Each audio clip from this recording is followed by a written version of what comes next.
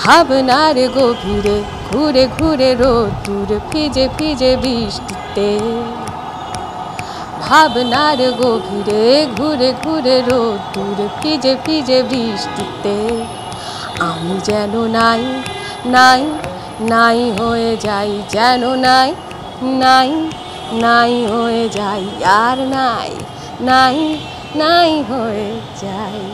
দর্শক, গান এক ধরনের অসাধারণ প্রতিবাদ।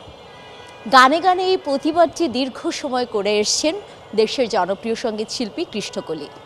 আজ আমরা কথা বলবো তার সাথে, এবং আমার মতো মনে হয় দেশের অসংখ্য নারী পুরুষ একাগ্র চিত্তেই তার গান শুনে মুগ্ধ হয়।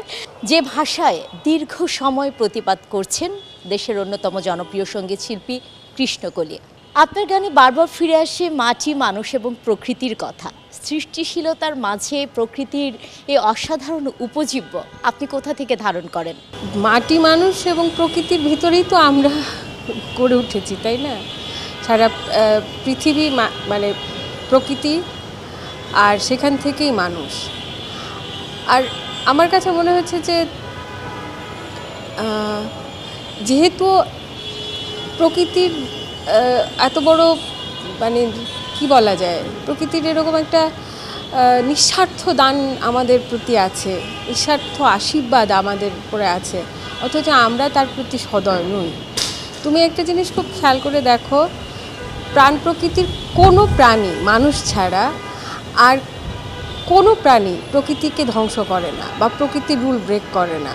প্রকৃতিকে মানে তার যতটুকু প্রয়োজন তার বাইরে সে আর এক ক্ষুদ্র কণাও সে বাড়তি নেয় না। হ্যাঁ, কিন্তু মানুষের চাওয়ার কোনো শেষ নেই। মানুষ মাটি খুঁড়ে, আকাশ খুঁড়ে, সব দিক থেকে মানে সমুদ্র চেঁচে সব কিছু নিয়েও খুশি না।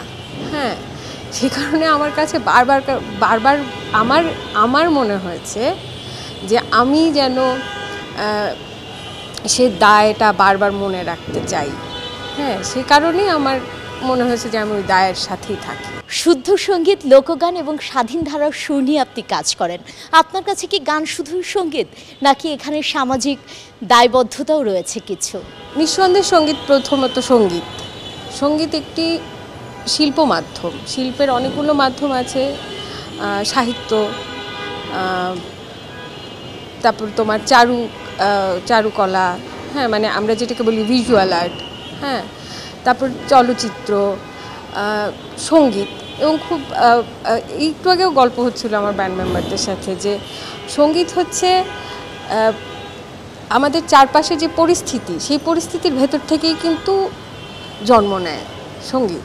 হ্যাঁ, যেমন মধুপুরের মান্দি আদিবাসীদের একটা একটা বড়দিনের একটা উৎসব হয়, ওরা বেশিরভাগই খ্রিস্টান, এবং ওখানে সারা রাত ব্যাপী বিরাট গ্রুপ মিলে পুরো পাড়া জুড়ে প্রত্যেকটা ঘরে ঘুরে ঘুরে কীর্তন করে। তো ওখানে একটা কীর্তন আছে যে চলো সবে শিয়নপুরে যাই, এই দেশে আর থাকবো না রে ভাই, এই দেশেতে থাকলে পরে বিপদের রাশি, মানে শিয়নপুর মানে মৃত্যুর ওপারে।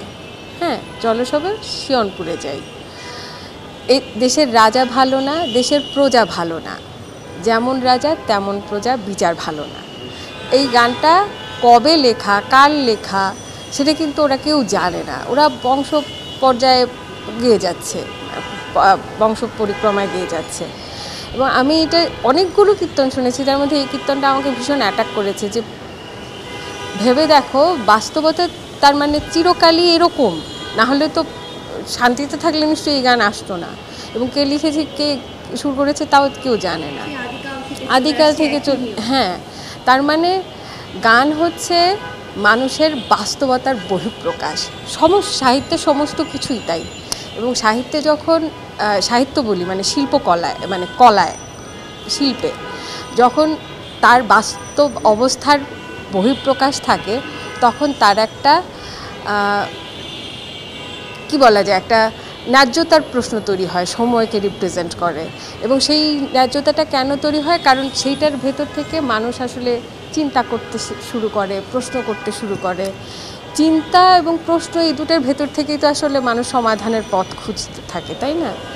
যে কারণে আমার কাছে মনে হয়েছে যে সঙ্গীত অবশ্যই সঙ্গীত একটি শিল্প মাধ্যম, এবং সেই শিল্প মাধ্যম সময়কে রিপ্রেজেন্ট করার মতো হওয়া খুব জরুরি। যেমন রবীন্দ্রনাথ কিন্তু তার সময়কে, তার সমসাময়িক সময়কে ভীষণভাবে মানে প্রকাশ করেছেন বলে আজকে আমরা রিলেট করতে পারছি যে হ্যাঁ, ওই সময় থেকে আমরা আসলে কত দূরে এগিয়েছি, আদৌ এগিয়েছি কিনা, তাই না? ঠিক এইরকম। এবার সাইজির গানের কথাই ধর,